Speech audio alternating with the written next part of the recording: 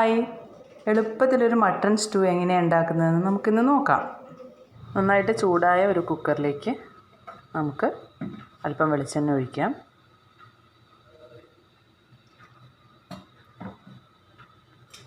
നമ്മളിതിൽ വെളിച്ചെണ്ണയും പശു നെയ്യും ചേർത്താണ് കുക്ക് ചെയ്യുന്നത്. ഒരു 1/4 ടീസ്പൂണോളം പശു നെയ്യ് ഞാൻ ചേർത്തിട്ടുണ്ട്.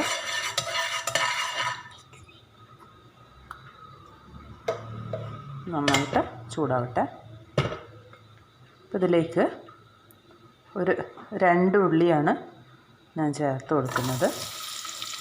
2 ഉള്ളി ചേർത്തിട്ടുണ്ട്. നന്നായിട്ട് ഇളക്കുക.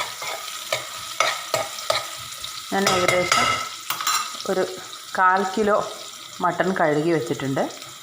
1/4 കിലോ മട്ടന് വേണ്ടിയിട്ടാണ് ഞാൻ ഈ 2 ഉള്ളി എടുത്തിട്ടുള്ളത്. ഇനി ഉള്ളി നന്നായിട്ട് വഴന്ന് വരട്ടെ. ഉള്ളി വഴന്ന് കിട്ടാൻ വേണ്ടി നമുക്കിതിലേക്ക് അല്പം ഉപ്പ് ചേർക്കാം. എന്നിട്ട് ഉള്ളി നന്നായിട്ട് വഴറ്റിയെടുക്കാം. ഉള്ളി നന്നായിട്ട് വഴന്ന് തുടങ്ങിയിട്ടുണ്ട്. ഇനി ഇതിലേക്ക് നമുക്ക് ആഡ് ചെയ്യേണ്ട സാധനങ്ങൾ ഞാൻ കാണിച്ചു തരാം. ഒരു 3 പച്ചമുളക് ഞാൻ നെടുകെ കീറിയിട്ടതാണ്.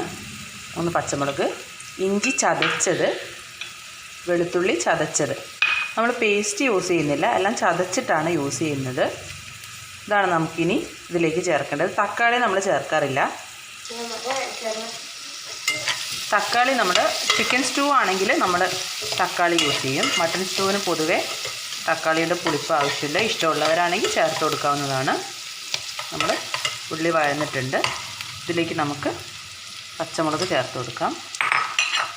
പച്ചമുളക്, ഇഞ്ചി, വെളുത്തുള്ളി ഇതൊക്കെ നന്നായി മൂപ്പിച്ചെടുക്കണം. വെളുത്തുള്ളി ചേർത്തിട്ടുണ്ട്, ഇഞ്ചി ചേർത്തിട്ടുണ്ട്. ഇതൊക്കെ ചേർത്ത് നന്നായിട്ടതൊന്ന് വഴറ്റിയെടുക്കാം. ഇത് ആവശ്യത്തിന് വഴന്നിട്ടുണ്ട്. നമ്മൾ മട്ടൺ ഒരുപാട് വിസിൽ വെച്ച് വേവിക്കേണ്ടത് കൊണ്ട് ഇതൊത്തിരി വഴന്നിട്ടില്ലെങ്കിലും പ്രശ്നമില്ല. ചിക്കൻ ആണെങ്കിൽ നല്ല രീതിയിൽ വഴറ്റിയെടുത്തിട്ട് വേണം നമ്മൾ ചെയ്യാൻ. ഇതിപ്പോൾ മട്ടൺ ആയതുകൊണ്ട് ഈ ഒരു പരുവത്തിൽ നമുക്ക് മട്ടൺ ചേർക്കാവുന്നതാണ്. വേറെ ഇതിലേക്ക് പ്രത്യേകിച്ചൊന്നും ചേർക്കാനില്ല. നമ്മൾ മട്ടണും ചേർത്ത് മട്ടൺ ആവശ്യമായ വിസിൽ വേവിച്ചെടുക്കുക. ഞാനിതിലേക്ക് മട്ടൺ ചേർത്തിട്ടുണ്ട്. ഞാൻ കാണിച്ചതുപോലെ 1/4 കിലോ മട്ടനാണ് ഞാൻ ചേർത്തിട്ടുള്ളത്. ചേർത്ത് നന്നായിട്ട് ഇളക്കിയെടുക്കാം. ഇതിലേക്ക് നമ്മളിപ്പോൾ വെള്ളമൊന്നും ചേർക്കേണ്ട ആവശ്യമില്ല. നമ്മൾ ഉപ്പ് ഓൾറെഡി ചേർത്തതുകൊണ്ട് ഇനി ഇതിലേക്ക് ഉപ്പും ചേർക്കേണ്ട ആവശ്യമില്ല. നമുക്ക് നന്നായി ഇളക്കിയ ശേഷം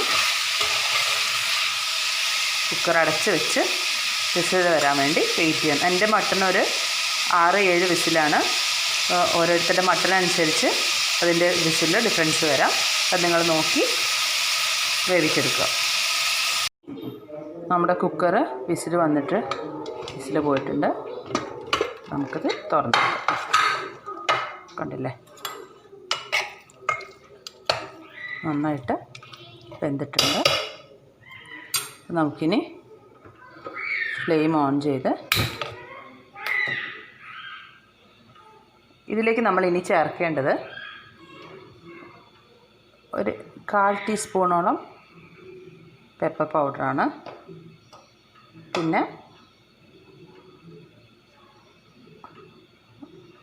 ഒരു 1/4 ടീസ്പൂണോളം ഗരം മസാല പൗഡർ ചേർത്ത് നന്നായിട്ടൊന്ന് ഇളക്കിയെടുക്കുക.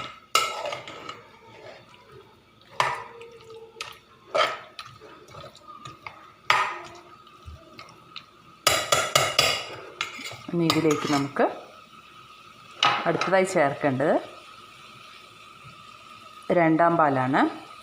ഞാനിപ്പോൾ 1 കപ്പ് തേങ്ങയുടെ പാൽ 2-ാം പാലും 1-ാം പാലും ആയിട്ട് എടുത്തു വച്ചിരിക്കുന്നതാണ്.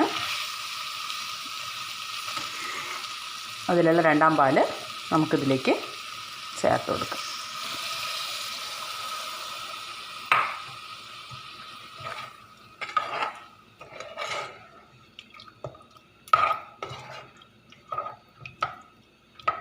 നമുക്ക് ഗ്രേവി കൂടുതൽ ആവശ്യമുണ്ടെന്നുണ്ടെങ്കിൽ നമുക്ക് പാല് കൂട്ടിയെടുക്കാവുന്നതാണ്. മാക്സിമം നമുക്ക് ഇത്രയും ഒരു മട്ടണ് ഒരു തേങ്ങയുടെ പകുതി മുക്കാൽ അത്രയും നമുക്ക് എടുക്കാൻ പറ്റുള്ളൂ.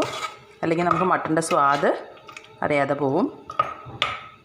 നമുക്കിത് നന്നായിട്ട് തിളച്ച് കുറുകുന്നിടം വരെ വെയിറ്റ് ചെയ്യാം.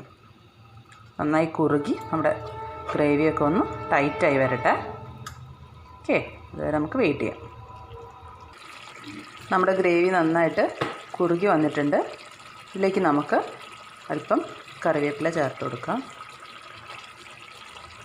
പിന്നെ മല്ലിയിലയും ചേർക്കാം.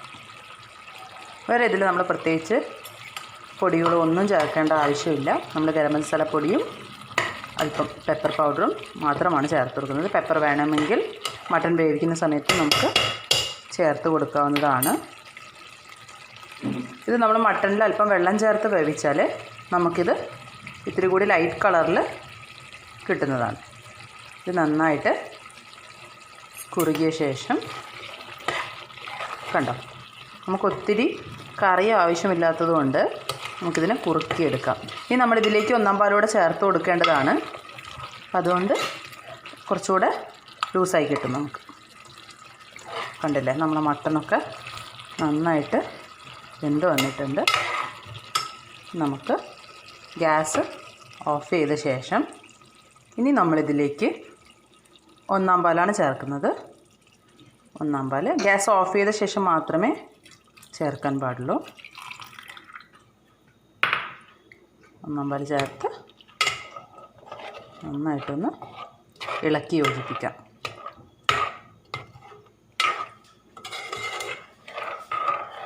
കണ്ടില്ലേ, നമ്മുടെ മട്ടൺ സ്റ്റൂ ഉപ്പൊക്കെ നോക്കി ആവശ്യത്തിന് ഉപ്പ് വേണമെങ്കിൽ ചേർത്ത് കൊടുക്കുക. ഇപ്പോൾ ഇതിൽ ഉപ്പൊക്കെ കറക്റ്റാണ്.